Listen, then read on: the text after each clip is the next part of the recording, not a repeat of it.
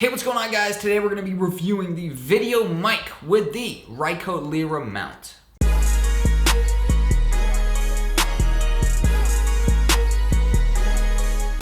Alright, what's going on, guys? Welcome back to another video. My name's Jack. If you're interested in video editing, videography, or how to make money making videos, then be sure to subscribe because that's all that I post, because it's the whole basis of my channel.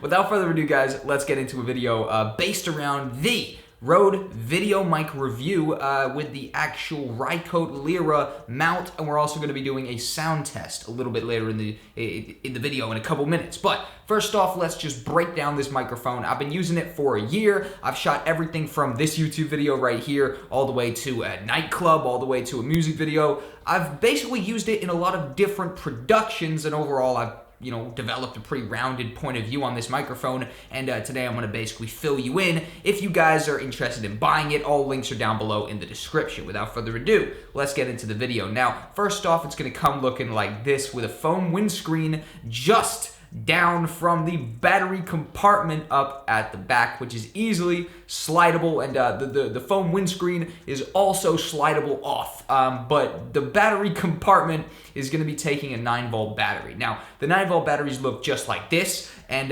personally, I bought mine off of Amazon, but that was a little bit dumb because you could just go to the store and buy them as well. I personally got them in a single before from the store, and I've also gotten a 2-pack from Amazon and a 4-pack from Amazon as well. I'll leave all that stuff down below. Now, it's also got, of course, the audio jack 3.5 connected to the battery compartment and the overall body of this with the Rycote Lyre mount, which is pretty flexible. It's shaky. Obviously, it can shake around a bit, and overall, if you're using this in the wind, it can be a little bit shaky, but overall, it does add durability if you're trying to get a running shot or something like that as well. And it does actually have a wind protector on top of the foam windscreen, which is actually not included in all of the versions of this, so depending on which one you either have or are planning on buying, this might come or it might not. But overall, I've used it only a handful of times, to be honest, and in fact, I spilled coffee on one side of it and massively stained it, so there's that as well. I haven't really used it much since then. On the back of it, obviously, you've got a very easy power button, aka a little bit of a switch right there, and obviously it goes by the color system of green, meaning it is nicely charged and ready for action, and red, of course, meaning that it's running low on battery and you probably need to get yourself some more 9-volt batteries from the store or Amazon or wherever else you're getting your batteries from, and essentially put a new one in there. But overall, this microphone, throughout the year I've had it, is holding up very well. However, if I were to go into more of a critical side of it, I would suggest probably paying the extra $150 and going for the Videomic Pro, as if you can afford it, it's definitely worth it. However, I haven't even bought it yet, and video production is my full-time job, so that might say a little bit as well, that if you can make this one work, by all means, it's cool to do that. Now, by all means, you can easily attach it to your camera by sliding it onto the top of the camera and then easily tightening the little spinner wheel, essentially, and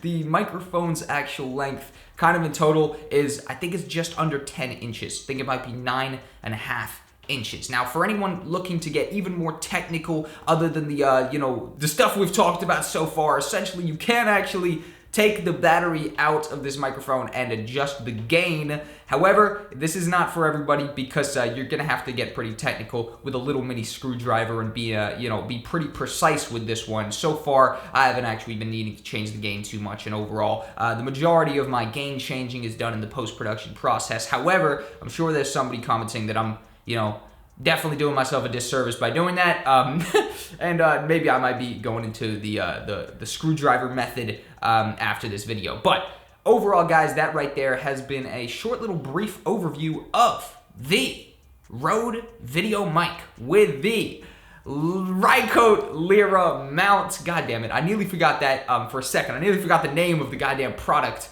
that I'm reviewing, or not the name, but the name of the mounts, the weird little red shaky mounts. And essentially, guys, that right there is the review part of this video. Now, I'm just going to jump into a short quality test, which, to be honest, this whole video has been a quality test. However, I use vocal enhancement software over on Premiere Pro, which I got a whole nother video talking about. If you're interested in that, I'll leave it down below. But I use that software just to kind of get even more out of this microphone than I already can. So the whole video so far hasn't been super accurate on what the raw audio sounds like. Without further ado, I'm going to jump over to the quality test to finish this particular review, and we're going to test out the sound quality of this Rode video mic with the Rycote Lyre mount, and boom. Without further ado, guys, let's get into a sound test. All right, screw it. We have not really changed much. I just kind of wanted to switch the angle a little bit because I've been talking from that angle, but overall this right here is the quality test, overall the sound test, and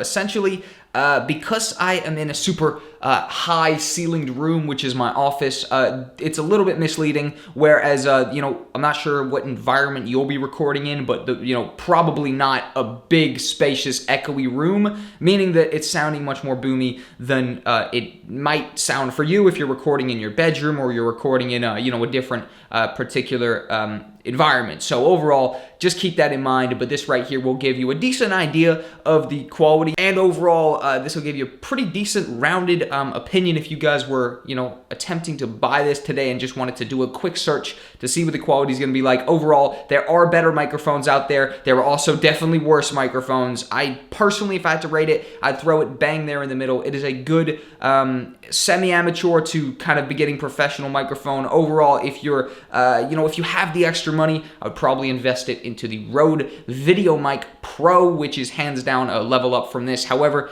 it's also, like an extra $150, I'm pretty sure. So by all means, that is, considerable amount to the average consumer. So I can understand why a lot of people wouldn't want to grab that extra priced one. But by all means, guys, this is the end of the video. I'm jumping back here just to end it off. Overall, if you enjoyed, like, comment, subscribe, guys. Tell me your opinions on this microphone down below. Let's get into a discussion about this and any other topics or products you want me to review on this channel coming up in the future. Thank you guys for watching. I've been Jack. Have a nice day, guys, and goodbye.